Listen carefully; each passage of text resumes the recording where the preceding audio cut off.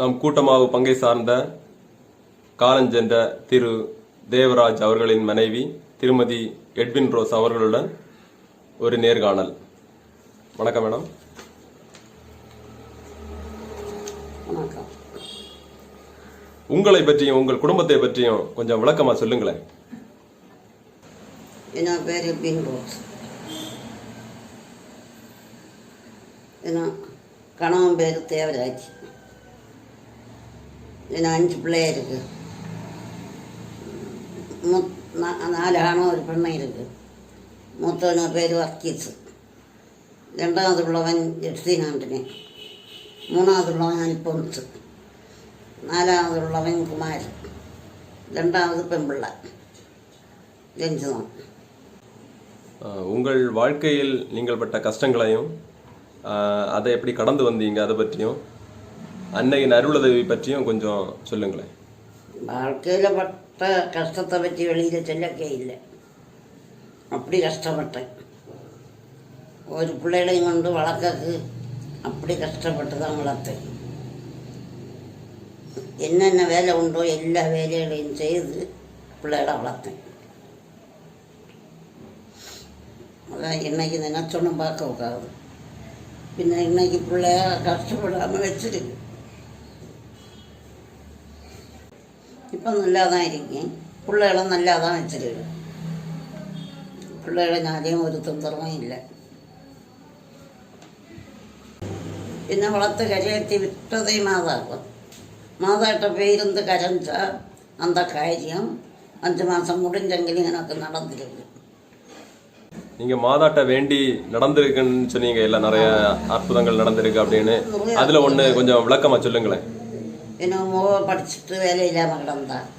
அப்போ அவர்கிட்ட போயிருந்த அளவு தான் அவள் வேலை கிடச்சி.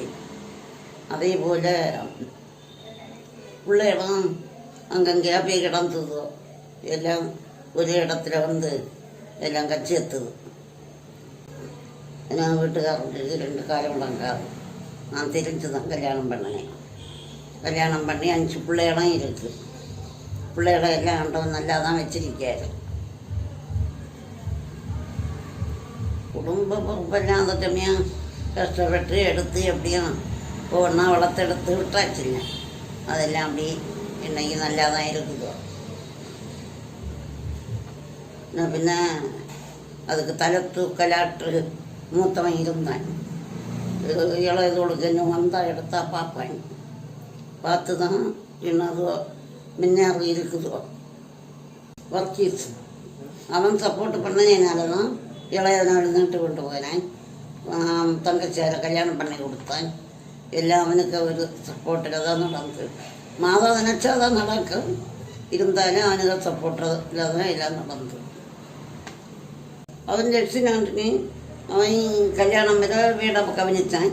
கல்யாணத்துக்கு பிறகு கல்யாணம் ஆனதும் அவன் குடும்பத்தோடு அங்கே வைத்தான். 3வது உள்ளவன் அல்போன்ஸு. அவன் கல்யாணம் வரை வேலை செய்து என்ன கையில் தான் 1 பைசா அளித்தாமல் கொண்டு தருவான். தந்துட்டு என்ன கல்யாணத்தோட எனக்கு 1 லட்சம் ரூபா நீ தரணும். பிறகு கல்யாணத்தோட கல்யாணத்தோட எல்லாத்தையும் எடுத்து வச்சேன். பைசா ஒன்றும் கொடுக்கல. பெண்ணை விட்டு 2 பைசாயும் வாங்கல.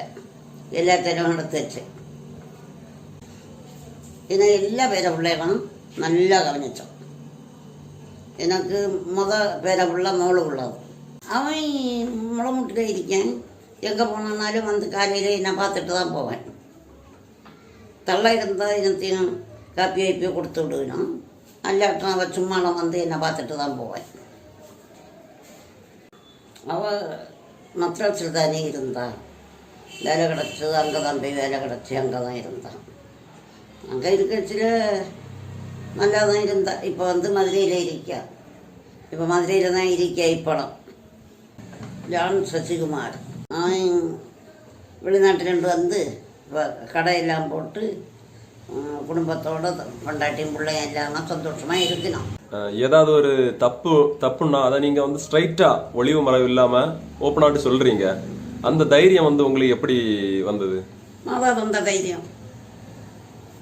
அந்த ஒளிச்சு வைப்பு அந்த இது ஒன்றும் கிடையாது. கண்ணில் கண்டாச்சா வெட்டொன்று கண்டன் ரெண்டுன்னு உடனே கேட்டாவான். என்ன காரியமும் சரி. அது அப்படி கேட்கியதுனால சிலைகளும் பிடிக்காது. இவ இப்படி நம்மளை இப்படி கேட்கியாள பேசியாள நமக்கு அந்த ஒளிச்சு பொண்ணும் இல்லை, நேரம் கேட்டாலும்.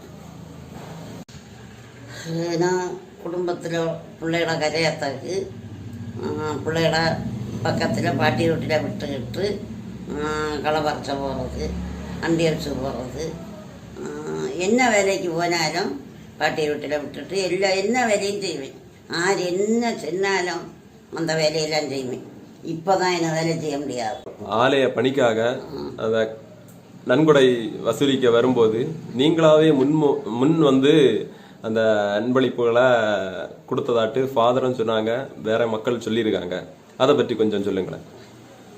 கோயில் வேலை தொடங்கினதில் இருந்து அங்கே என்ன செலவுக்கு எல்லார்கிட்டையும் எவ்வளோ கேட்பினுமா அதில் கொஞ்சம் கொஞ்சமாட்டாவது நான் கொடுப்பேன் ஏன்னா மருமாவை தான் பைசா விரிச்சதெல்லாம் எங்கள் அன்பியத்தில். அப்போ என்ன செலவுக்கும் என்ன சொல்லி உள்ளதாக கொடுப்பேன்.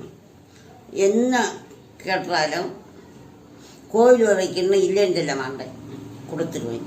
நம்ம சொல்லி உள்ளது எப்படி கொடுத்தாலும் சரி, நம்ம மனசாட்சியை எவ்வளோ கொடுக்க முடியுமோ அதான் கொடுத்துருவேன். இவ்வளவு நேரம் உங்களது வாழ்க்கை அனுபவங்களை எங்களோடு பகிர்ந்தமைக்கு நன்றி. நன்றி.